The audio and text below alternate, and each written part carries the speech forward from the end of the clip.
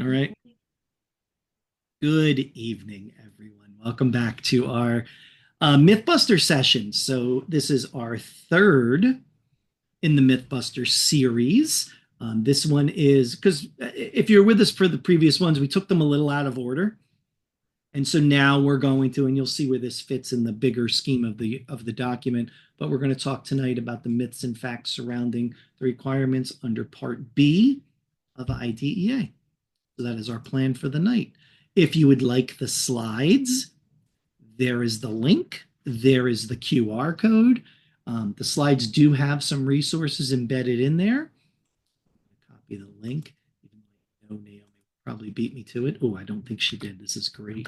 That is like a moment in the sun for me right there. I got that in there before Naomi did. Naomi is here as well. She'll kind of watch the chat for us as we go forward. So if you have things you want to drop them in there, please feel free. The link for the slides is in the chat. The QR code is there.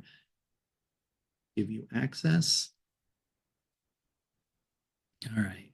Did you say I can't wait to chew? Is that what you said? And there it is. A better person would just wrap it up right now and just hang up, but I'm not going to. I'm willing to fight through that because it's great. If you've not been with us before, again, I'm Mike Murata. Naomi is here as well. We're from the New Jersey AT Act project at Richard West Assistive Technology Advocacy Center. So we are hosting these. We have Mia with us as well from the CITES project at CAS. There she is right now. I just love the idea that this is recorded and there she is. It's the best. And Mia You never know how puts I her love own a good contact pun. slide in there. So now you know her as Chewbacca, and that's just the way it goes. Hello, Mia. Oh, last time we were going to get nuts about the AT myths and facts, and tonight we're going to chew on some AT myths and facts. Oh, and there's If you only guys know two. me, you know I can't resist a good pun. Punning, having some. We were just having some pun over here. All right. With that, I'll continue on. If this kind of learning appeals to you, maybe do a quick look in the mirror and discuss that with yourself. But after you do that, join us for the other two parts. There's two more. We're going to meet again on the 21st. We'll talk about the myths and facts surrounding Part C of IDEA. And then finally, our last one will wrap up on February 4th, and we'll talk about costs related to AT and funding sources. So we'll look at those myths and give you some resources for that. Everything is listed on our website. That link is at the bottom of the slide. You can search our website. I don't know that I have skills to type the whole thing in right now, but I will give you this, and you can search the links for the webinars. We have a link there for webinars and conferences, and you'll find these under there, and you can register and find them, sign up. All right, like I said before we started the recording, we expect you to join the conversation. We would love you to join the conversation. You are completely enabled here. Don't misuse that amount of weight you've been given in this. You can turn your camera on, could turn your mic on. I almost don't even want to say it, but you probably could share your screen if you wanted to too. I think it's just a free for all at this point. It's a night webinar. You can do what you want. But we would love to hear from you. Questions, thoughts, conversation, examples of these things working in your situation or maybe not working. We'd love to hear any of those things. I think all of this is meant to start a conversation as opposed to be the definitive answer for a conversation. All right, as we've said before, and we'll continue to point out, the information we're going to talk about comes from this document that the U.S. Department of Ed released last January. So now I have to retrain my brain to say in January of 2024, this document came out and broke down the myths and facts surrounding assistive technology into 5 big areas. AT requirements under Part B, common myths and facts about AT devices and services, common myths and facts about deploying AT devices and services, AT requirements for Part C, and then common myths and facts about costs and funding.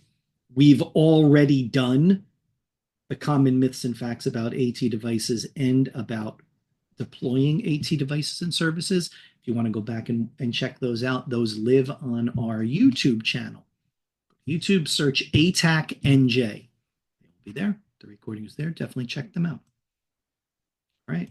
I was saying to Mia before we started, this is an interesting section. Mia also pointed out this is her favorite section. So I'm excited It about is that. my favorite. Yeah, I I, think I that's love a great. good IEP. Yeah, I agree. And I think this will make for some nice conversation. It's interesting because it is a great section. It's also one of the larger sections.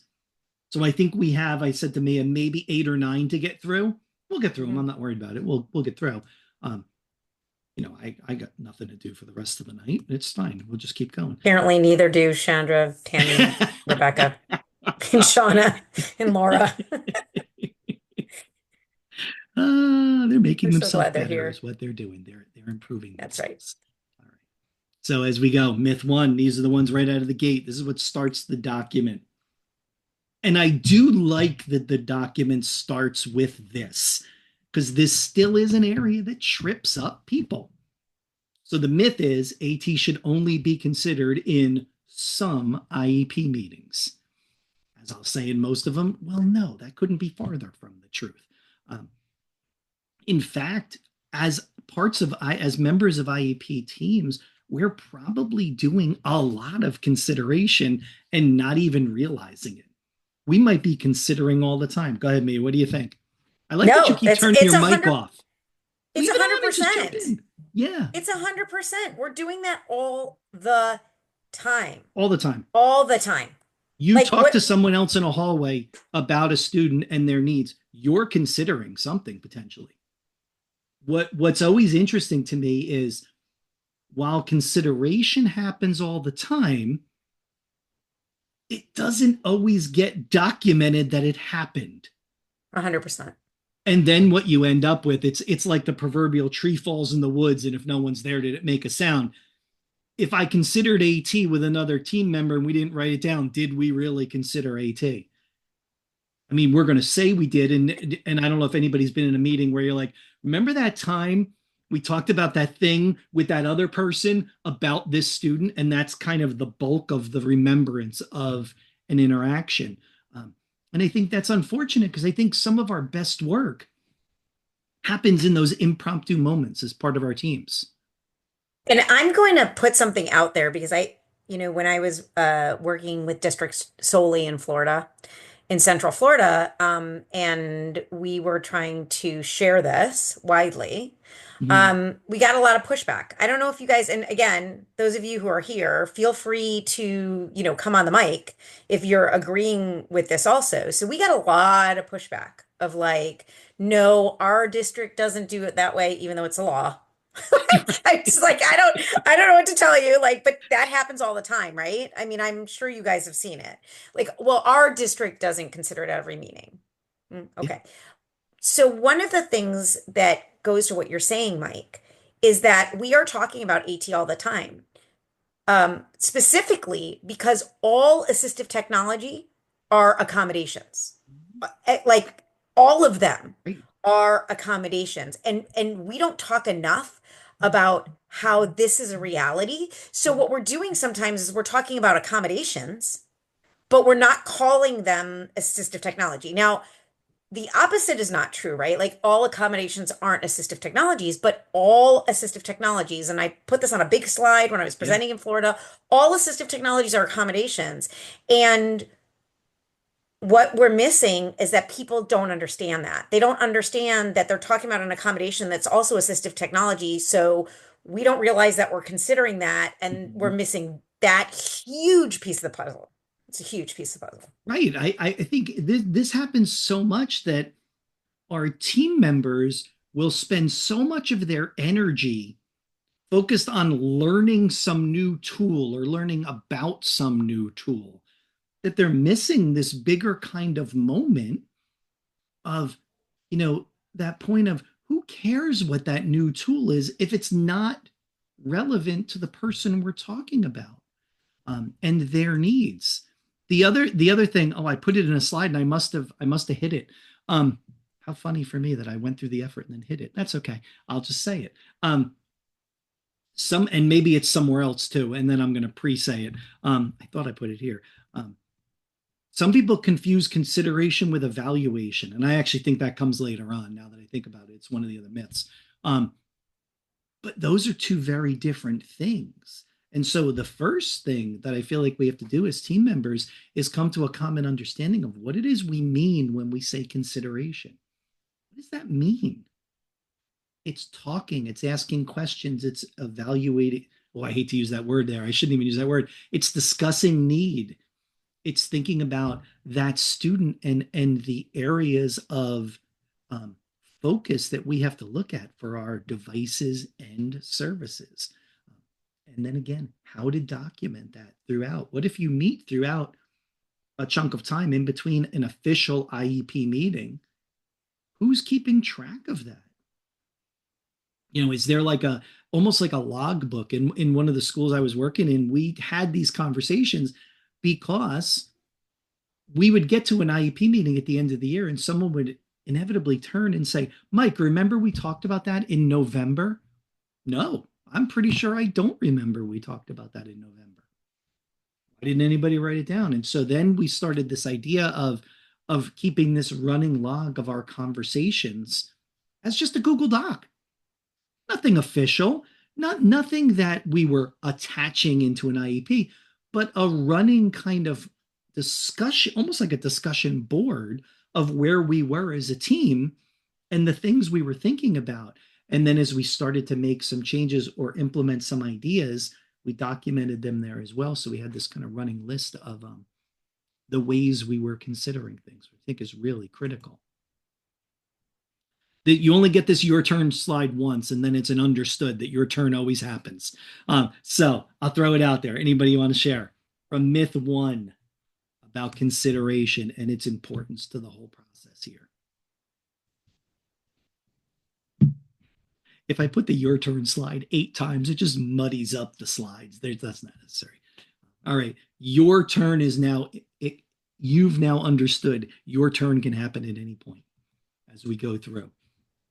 It's That done. was some good wait time there. As I Mike gave it some wait time, I was quiet for a and second. That to me is quiet for a long time. Chandra, That was raise your actually hand. my Do you want word, to? a long time. But I've moved on now. Now I go back to talking. Here we go. Myth two: providing AT devices and services is optional under IDEA. Yes, the emphasis was mine. I put in there. And the LEA does not have to provide AT devices or services if there are no funds available for that AT device or service. No, no, nope. Just nope. That's not true. No. What else can I say, me, except no? Right. Well, you know what though? I'm not gonna lie. God, that reminds me of my mom. My mom was always like, "I'm not gonna lie." I'm Okay. not a gonna Thanks. lie. Is that what Yeah, I'm not gonna lie. you She's Italian, and she's like, "I'm not gonna lie." I'm like, "Okay, mom. Thanks for say? thanks for prefacing that." Um, so sorry about that. But this can be difficult for Yeah, people. this is Let's hard. let's be like really transparent here. You know, and I think the conversation is, okay, so, maybe we don't have to fund the most expensive option, right? I think people get sometimes caught up in that, right? Yeah, And you have a lot of districts that don't have tons of funds, and yes, we correct. got to find funds for procurement and all of those things. But I think that when we look at this, there might be that gut punch for people that says, oh, yeah, okay, sure. Thanks for telling us we have to fully fund this. Now, where do we get the funds? Yeah. Because, so and so needs this, big expensive AAC device, Mhm. right? And so, I mean, what do you suggest to people? And how about you guys? What do you suggest to people that are going through that? Because it is a fact.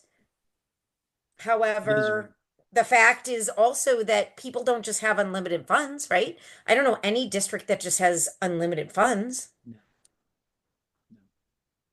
I think it's interesting. And then anybody, please, Oh, Andrew, you're gonna Chandra, jump in. yeah, Go ahead, Chandra. jump in. You put Do your it. hand up. You got to learn. Just turn your mic on and start talking. You just got no. Go ahead, please. I don't go to these meetings. I had my own kid, and so I have been to some meetings, but Yeah. in my work capacity, I don't do that, and I don't work with kids. But I work with a lot of therapists Mhm. As Mike knows, because he's been to CITES with Deb. Um, so what I hear all the time is, well, why do we have to spend, $200 on this switch? Why can't I just use this thing, the easy button from Staples or whatever? Mhm. And and I think there's so much misunderstanding about, like, you're gonna have to buy that easy button 50 times because it's gonna break in 2 days. Right. So there's that, like, because they Yeah. just don't understand the difference between, like, durable medical equipment, right? Hmm. This Yeah. toy. Yeah. Because that's, Right. Exactly. There is a reason this thing costs a little more, and there here's is why. a reason, yeah. Yeah. And but don't you think this now, when someone comes back and they're like, no, we're just gonna buy that easy button, instead of looking at that as kind of a lost situation, that's an opportunity to sell people on your process of doing things. Like, here's why we're going to do it this way. And that's why I always kind of harp on this idea of going back to your service delivery model. What does that look like? Because that gives you the ammunition to say, this is why I chose that thing. I did this process. We had these conversations. We explored options. And ultimately, this is what we came up to. It's interesting. Now, as the director of our program, I have a different view of budgets. Naomi might appreciate this. I have a different appreciation because I was always on the evaluator side, like, well, nope, that's the thing. We got Hmm. to get that. Now, as on the person who has to watch the budget, my first question now has become why? Why do we need that thing? What's our rationale? If the rationale is sound, we'll get the thing. But what is the rationale? And I think that becomes really important to have And people understand. and I think in addition to that, that's why, when we talk about the set, right? Joy Zabala's set process, with in addition to, time and trials. The trials is really important, right? We don't just pick one thing out and just say, hey, okay, we used one thing. It's great. Let's go from there. Because sometimes the less expensive thing is actually a better option, and sometimes the more expensive thing is a better option, but we don't know until we do trials, right? Yeah, So, and that's the data. whole reason why we do trials. And that's why we have to talk with people about this idea that, yes, sometimes this process takes a little while. Hmm. And if you kind of skip through it thinking you're going to cut down on the time, you sometimes add 2 or 3 times more time. You skip to something that you think is going to work because it was only $5 versus $100. What do you end up having? You come back to the process again at some point Yeah. because now you knew the $5 thing didn't work and you still have to go through it. And so I think these are Chad, interesting. Chad put something in the chat too. I don't know if you saw that Hold on. Let's see. about the necessity for having speech to text and, Yeah, and being virtual if I could be needed assistive it. technology if Yeah. that's what's necessary for somebody, but as that participatory model, that speech to text becomes necessary as well. Um, Yeah.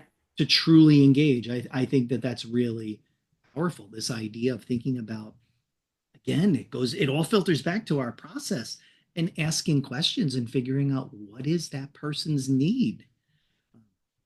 Don't get hung up in some of the flashiness of some things, but instead temper all of that with what do I really need.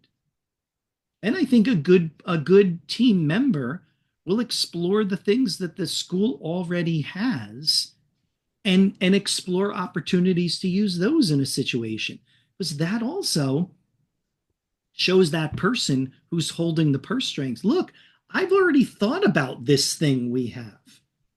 I'm not ignoring it. I've thought about it, and here's my rationale as a team member, and maybe even here's our team rationale as to why that won't work. Shauna, go ahead, jump in.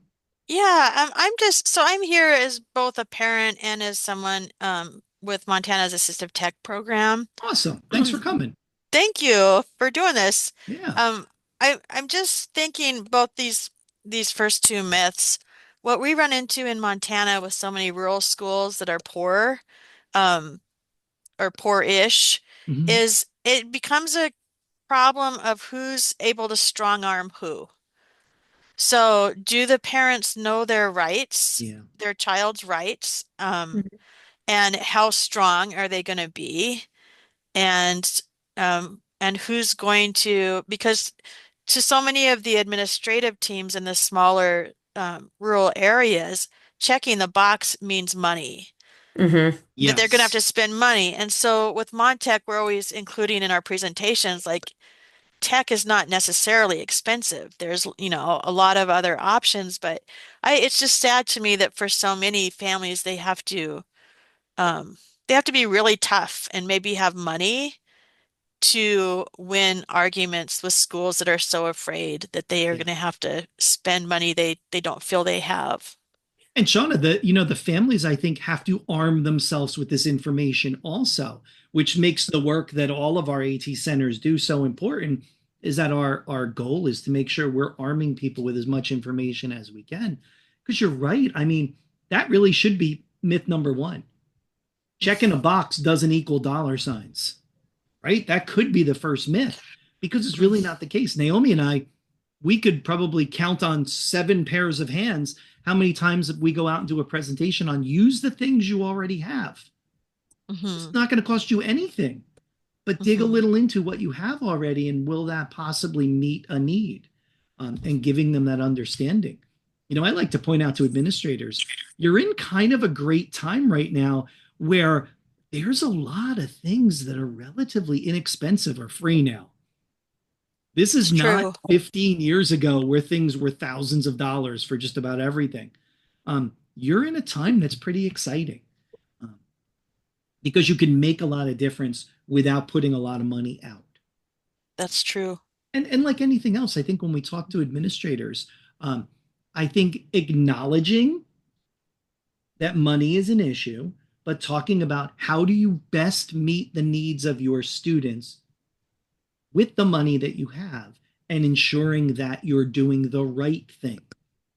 Because, like I said before, spending $50 is fine. What if I spent 30 and then had to turn around and spend another 30? I've spent more because I tried to cheap out in the beginning.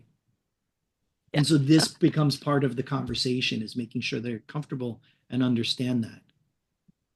Um, I was just going to say that, Shauna, I feel like you talked to something that is universal to all states in the United States. I know that that same issue plagued, small and rural districts that I worked with. And what I was going to also point out is that something that Chad said in the chat Yeah, thank you. about working to figure out what the immediate need is, and the school knocks it down because there's something else. And, looking at the long term, I believe Mike said something about the long term. There are other districts, and I've worked with like the eighth largest district in the nation to very, very small and rural and virtual. And what we also find is in districts where people have, where students are highly mobile, right? And we have attrition, like that idea of looking at the long term is actually not, that's not the focus. So I think, again, what we want to implore people to do is to really just look at it case, like right on a case by case basis. And I'm with you, Shauna. I feel for those parents that don't have the knowledge um and that don't have the advocates and maybe don't have the money. I really feel like some districts can do a better job of involving their families and in these decision-making processes. And that's central to CITES's framework is involving the family. So, and Rebecca has her hand up, so I don't want to Sure. talk Rebecca, anymore. go ahead, jump on in. Hi. Hi. Um, I am currently working as an accessibility specialist, and I'm also part of the Pennsylvania CITES team. Um, but I just wanted to add about the thought of the districts sometimes not really knowing what type of technology, maybe how it works. I've noticed, like as a blind adult myself, that a lot of people don't really know how screen readers work or refreshable braille displays. So I find that showing them how the technology works, and it's great to use built-in features, and they've definitely come a long way. But sometimes you almost need that specialized technology to do sort of higher level things. Yeah, for sure. Rebecca, I think I love what you're talking about, Rebecca. It's that idea of demystifying all of these tools and supports. You start with what you have and you use it until you can't, and then you keep moving and you connect with another individual who helps you build your understanding of that so that you as a team, and by the way, team includes the administrator, by the way, I'm including that person in my thought process here, is how to bring them along and have people understand what it is we're talking about, um, and exactly what it means to meet someone's needs where they're at. But showing them the path that you use to get there becomes critical. Guys, we're doing great. This is Myth 3. It's 7:30. We'll be here till roughly 10 o'clock Eastern time. So settle in. We'll be fine. We'll move through some of them, I'm sure. Myth 3, providing an AT device to a child with a disability satisfies the IDEA AT requirements. Congrats, everybody. You did it. Just hand somebody something. If only it was this easy. Oh, man. Could you imagine? Well, no, it's not that easy, obviously. There's that pesky thing called and services attached to it. AT devices and services. That becomes really critical. I think this is one of those moments, and I think I told this in a previous webinar about a team, an administrator who said to me coming in as an evaluator, just recommend the stuff. If you recommend training, we're not going to pay for that. And then my comment to him was, well, why are we doing the stuff? The stuff needs the training in order for everybody to move forward, especially the student we're talking about. Not for nothing, this was also a district that I was going in to meet with a student who is a senior in high school, and he was having his first AT evaluation. Not only a senior in high school, it was in the spring of his senior year. He was having his first AT eval. Not great is what I would call that. I remember talking to the student and saying, look, whatever you're doing to get through, he pretty good grades still. I'm like, you're doing pretty great. Do you need anything right this second to meet your needs? Because I think what we're going to talk about is a lot of things for when you go off to college. This will help inform you as you go forward and transition into that next situation that you're going to be in. But yeah, not great.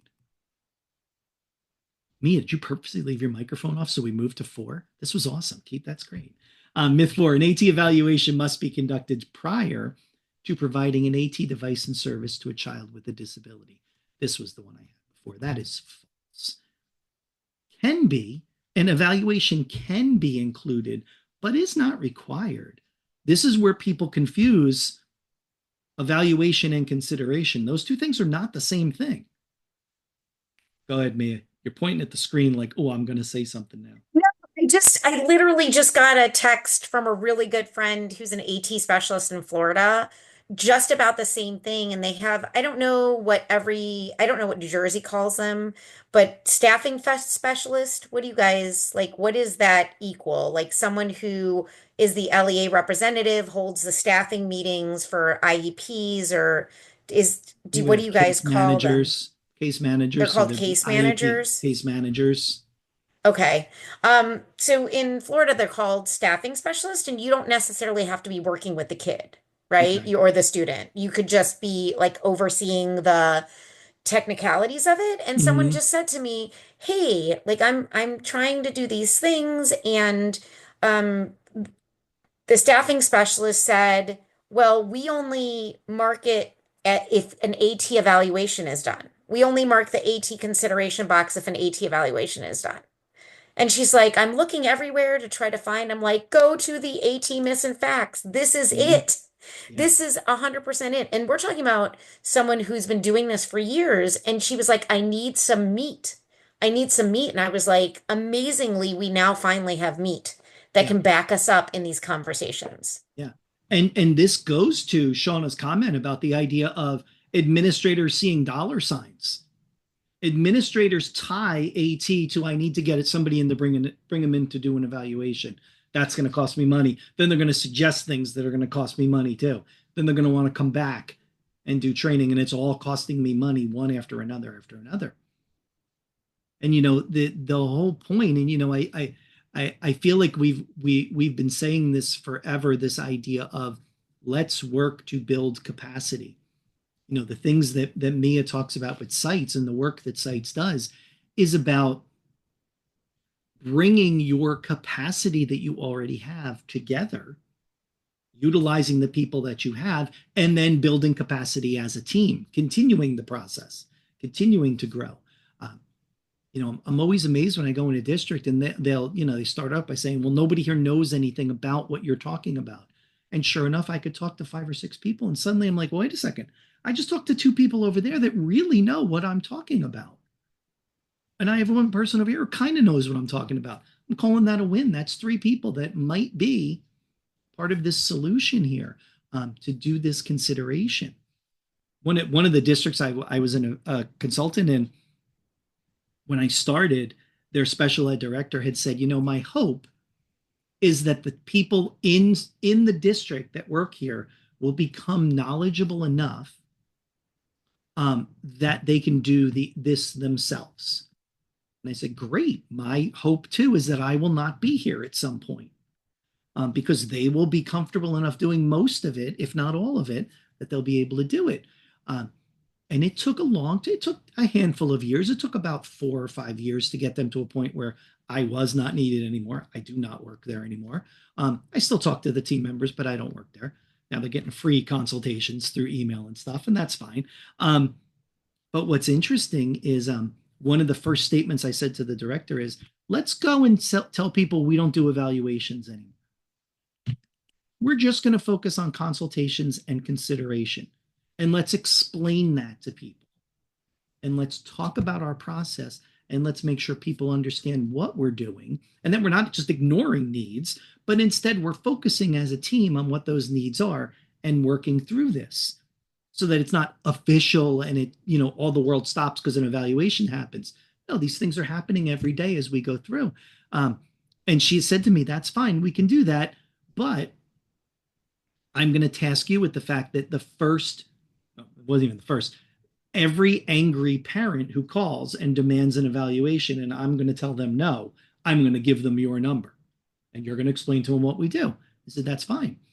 And so once I started talking to some of the parents as they called and explaining to them how we were going to work through this process, there were many parents that were like, yeah, okay, that sounds good. Let's do that. There were still a few that needed an evaluation, and we compromised and said, how about I write you a consultation plan after I work with the team for a little bit, and this is what we'll do as we go forward. And they would say, well, is that evaluation? And I said, sure. It's not. It's consultation, and we're talking about it as we go. But I think those are interesting ways to approach this for people, so they feel comfortable that you're not ignoring needs, but instead you're focusing on what you can do. Everybody waits till an AT specialist is available. You have people waiting months to see somebody. Nothing more frustrating than as an evaluator to go into a school that's waited like a month and a half for you to come in, and you talk to the student in the classroom, and you talk to the teachers, and you meet with the staff, and you realize the answer to their problem was sitting right there the whole time, and no one knew. Like, use that thing. That thing you have over there is probably going to work, and here's why. And that's unfortunate. The administrator likes it because they're not paying for any money for anything, but it's lost opportunity. It's lost learning time. It's a student not being as successful as they could have been. Myth 5, children can learn to use AT on their own. Educators have no obligation to provide training to the child or the family. Love it? No, of course I don't love it. That's completely false. Of course, we work through this and provide the support they need, whoever they are in this process.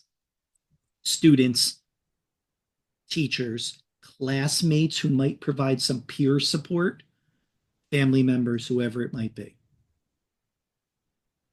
Me, I'm staring at you because your mic came on, so I'm just staring at you. It's funny. I trained, I did professional learning on accommodations for like 5 years. And and so I did a couple hundred, right, for a bunch of districts. And one of the questions that I like to ask in accommodations was like there's the four parts of uh uh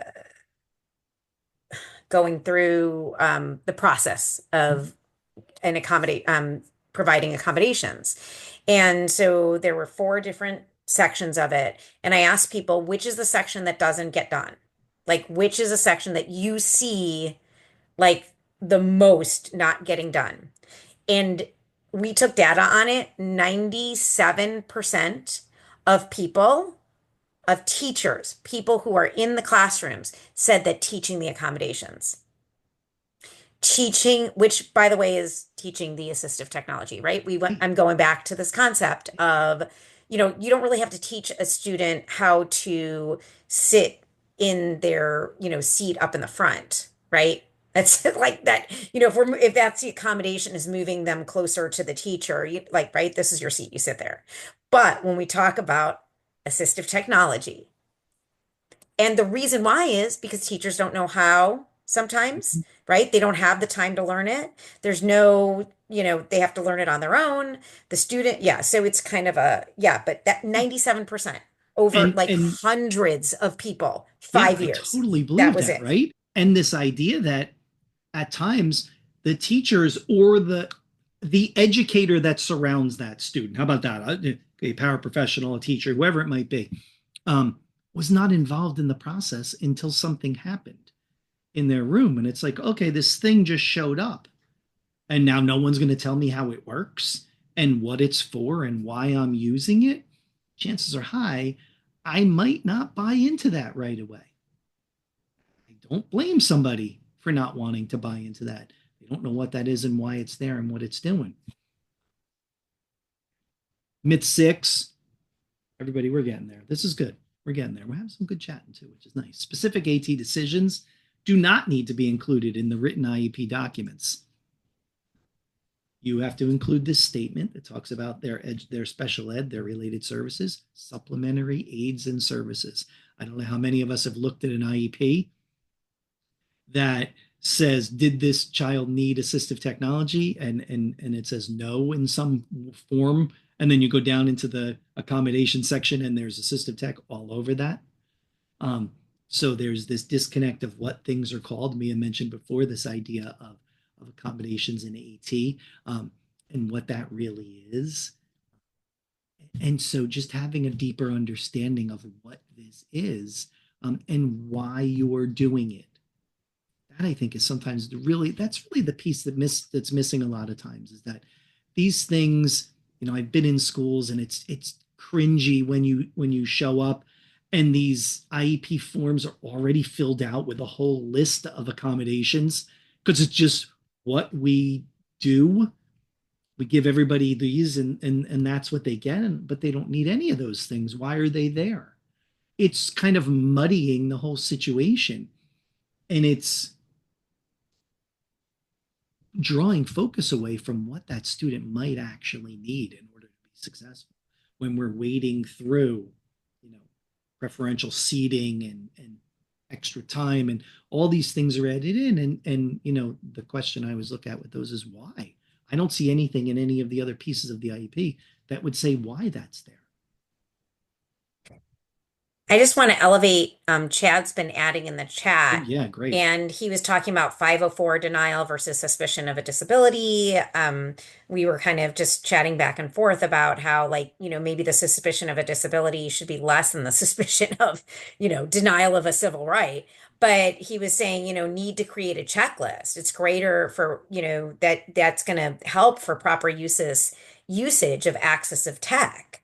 And it is sometimes very surprising to me that we have a lot of checklists out there. We have a lot of suggestions. We have the quiet listserv. We have the quiet resources, QUIAT for people who haven't heard about it. Look it up. We have the WATI, right?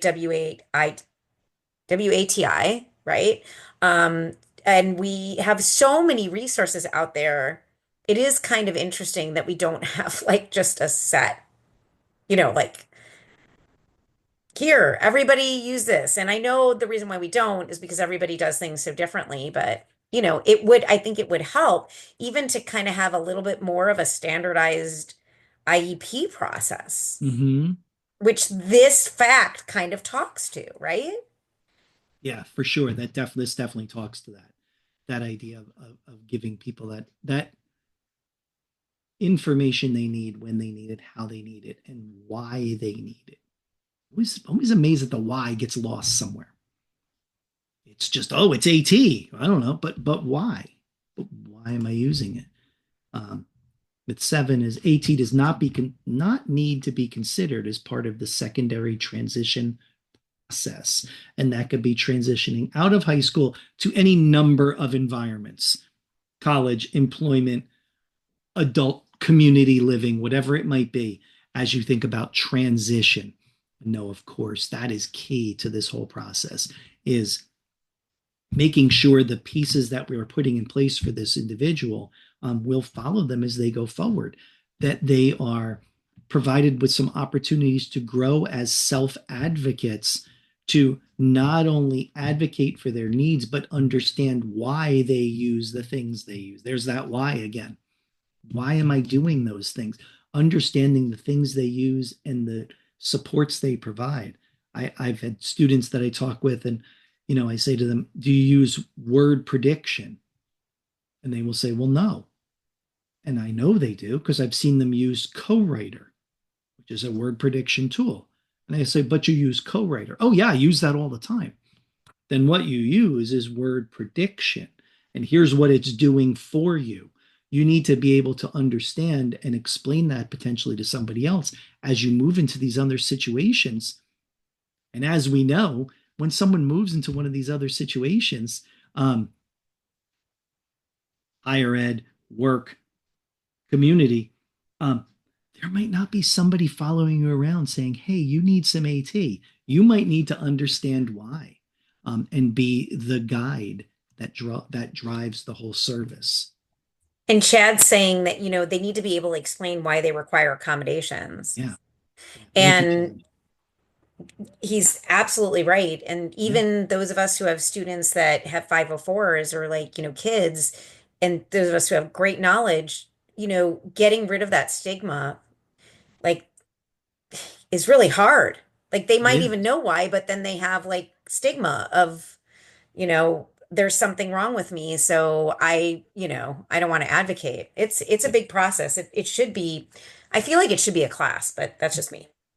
Yeah, I agree. It should be a class for sure. And I think that even when we start thinking about this at 14 and then 15 and then on as we keep going, I would love to even start planting these seeds earlier with students and get them on board earlier so that they're comfortable with understanding why those things are being done for them. Myth 8 talks about state tests. We don't have enough time in our day left today for my soapbox on state tests, but I'll just say that the myth says you can't use AT to participate in your state tests, and that's not true. You can. There are appropriate accommodations that can be provided.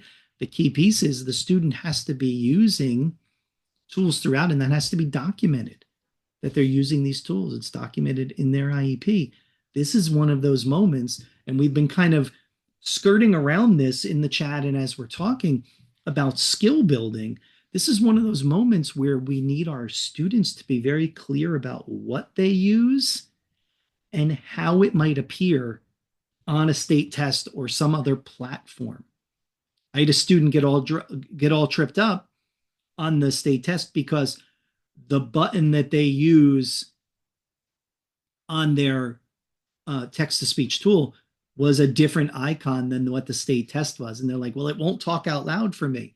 Well, sure it will. It's just a speaker instead of an ear, or vice versa. You need to look for this, and this is what that function will do. So making sure they remember that kind of transferable skill a little bit, understanding what these things look like in different situations, and not getting tripped up instantly because the toolbar might not look exactly like what you expect. Poke around a little. I always tell the students, drag your mouse over it slowly and it'll pop up and it'll tell you what it is. And is that a feature you need? Mike, Chandra put in the chat, I just want her to talk about it, the Sure. awesome book that was created by Oregon. So, can you talk about it? Or yes, you can, but Here she comes to talk about it. Let's talk about it.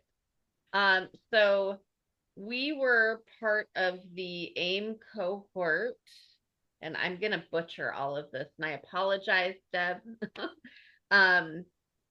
We were part of the AIM cohort with the national.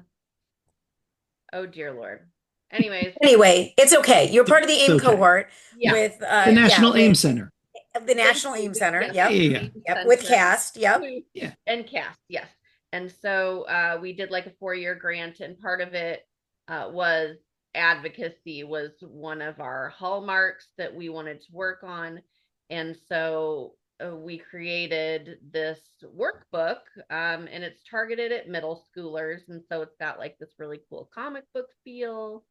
And it really helps them understand what they need, why they need it, how to get it, and when things aren't going right, what do they do?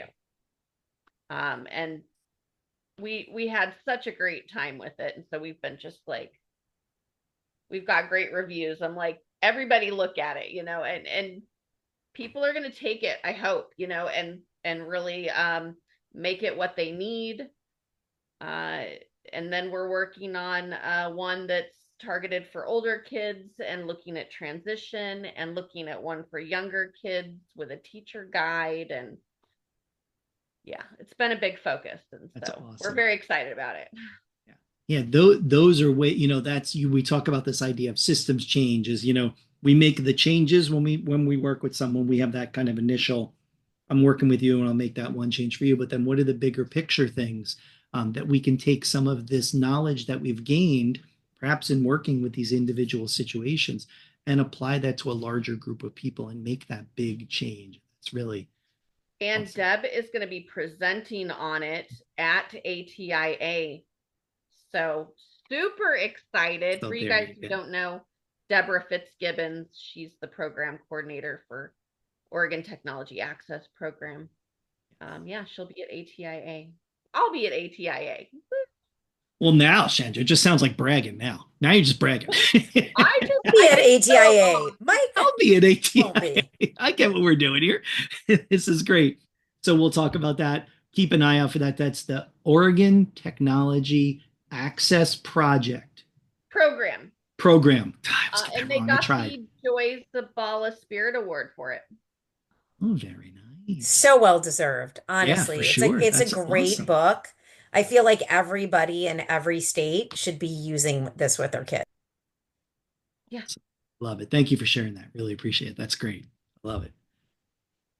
All right, everybody. We stayed a little later. I appreciate your extra time that you stayed with us. I got to admit, this is a whole lot better than I thought we would do.